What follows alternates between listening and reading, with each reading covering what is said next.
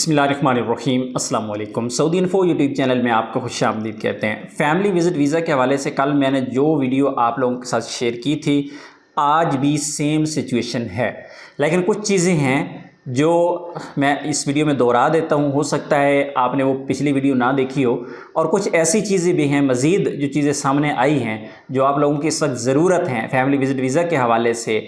हज से पहले हज के सीज़न में आज की डेट से वो सारी की सारी चीज़ें आपको पता होना ज़रूरी हैं, क्योंकि लोग नुकसान उठा रहे हैं और नुकसान ऐसा उठा रहे हैं कि फिर शायद ना पूरा होने वाला नुकसान।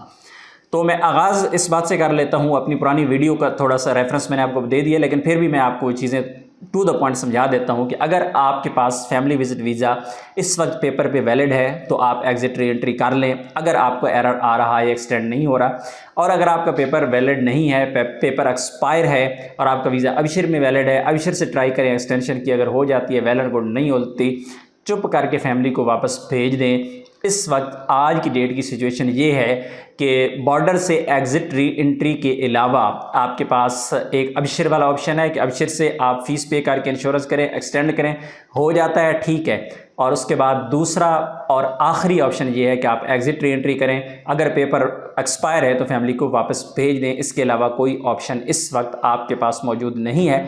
कोई लेटेस्ट इन्फॉर्मेशन आएगी तो इंशाल्लाह फर्स्ट कमेंट में आपको वो मिल जाएगी। ये बात यहाँ पे ख़त्म हो गई जो सऊदी अरेबिया के अंदर इस वक्त फैमिलीज़ मौजूद हैं। अब आ जाते हैं उन लोगों की तरफ जो सऊदी अरेबिया से बाहर हैं, जो नया वीज़ा लगवाना चाहते हैं या फिर जिनके पास ऑलरेडी नया वीज़ा स्टैम्प मौजूद है, वो सऊदी अरेबिया का सफ़र करना चाहते हैं।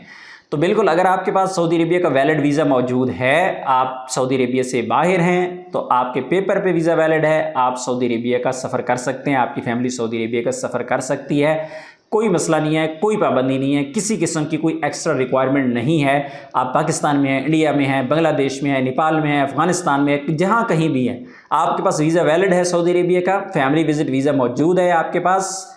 आप चाहे वो सिंगल एंट्री है, चाहे वो मल्टीपल है, आप ट्रैवल कर सकते हैं सऊदी अरेबिया में। एंट्री पे कोई पाबंदी नहीं है। अब ऐसे अफराद जो इस वक्त इस कंडीशन में वीज़ा हासिल करना चाहते हैं, और ज़्यादातर उन लोगों को मसला आ रहा है जो हर साल तकरीबन पेपर्स के बाद बच्चों को बुलवाना चाहते हैं, हर साल गर्मी की छुट्टियों में बच्चों को बुलवाना चाहते हैं। इस बार उनका प्लान जो है वो ख़राब होता नज़र आ रहा है। तो उनको क्या करना होगा?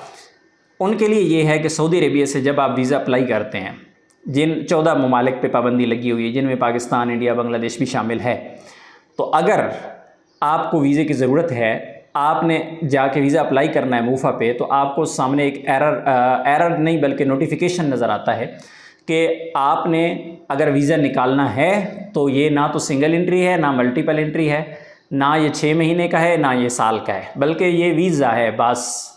सऊदी अरेबिया ने ये क्लियर कर दिया, अपनी वेबसाइट पे जाके अपडेट कर दिया है कि आप नया वीज़ा अप्लाई करेंगे तो आपने फैमिली विज़िट वीज़ा अप्लाई करना है। इतना तो आपके पास ऑप्शन मौजूद है, लेकिन वो विज़िट वीज़ा कितने अरसे का है, सिंगल एंट्री है या मल्टीपल एंट्री है, वो आपके कंट्रोल में नहीं है। आपको सिंपल वीज़ा मिल जाएगा, ये लीजिए आपका वीज़ा निकल आया, यानी गुरफत जारिया करने के बाद आपका वीज़ा जो अप्रूव होगा वो एक वीज़ा होगा, ना वो सिंगल एंट्री, ना मल्टीपल, ना 6 महीने, ना साल, ना 3 महीने, ना 1 महीना, कुछ भी नहीं लिखा होगा।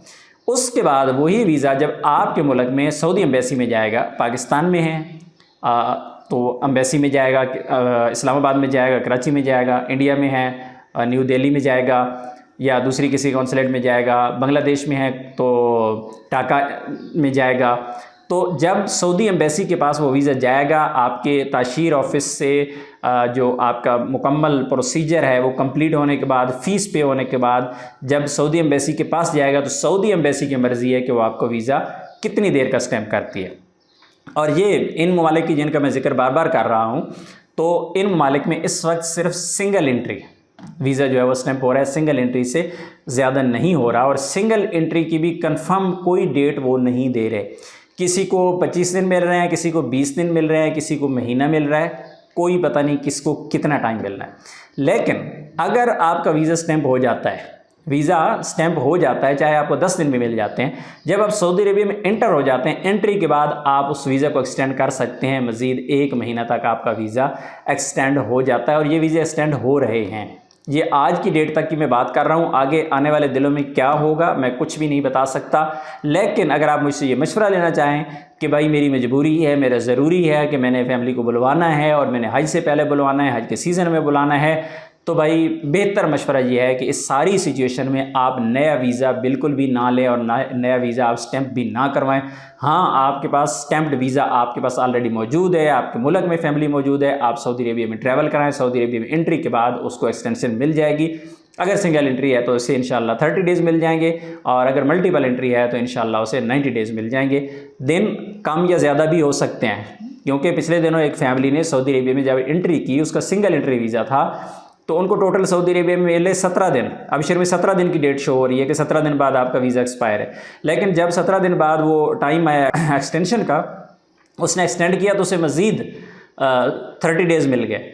तो इसलिए ये जो चीज़ें मैं आपको बता रहा हूँ बहुत मोहतात तरीके से बता रहा हूँ, और बार बार ये इसलिए वार्न कर रहा हूँ क्योंकि मुझे किसी ने कहा है कि भाई हम ऐसा करते हैं कि वीज़ा तो हमारा एक्सटेंड नहीं हो रहा है, एरर आ रहा है और पेपर पे हमारा वीज़ा ऑलरेडी एक्सपायर है, तो हम ऐसा करते हैं, हम वेट कर लेते हैं, हम ऐसे करेंगे कि हज के बाद देखी जाएगी क्या होगा, कोई हल निकल आएगा। भाई ऐसा नहीं है, किसी कीमत पे आपने वीज़ा एक्सपायर नहीं करना, क्योंकि जब वीज़ा एक्सपायर हो जाता है तो आपको फौरी तौर पे जो फ़ाइन हो जाता है वो हो जाता है 700 रियाल का।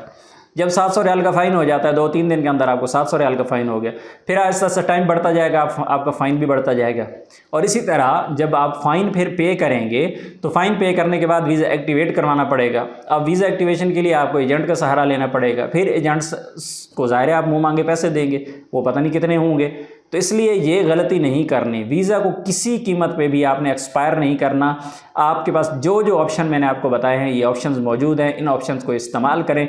आखिरी ऑप्शन ये है कि आप अपनी फैमिली को अपने मुल्क भेज दें, लेकिन अपना वीज़ा एक्सपायर आपने किसी कीमत पे नहीं करना। अपनी दुआ में याद रखिएगा। अस्सलाम वालेकुम।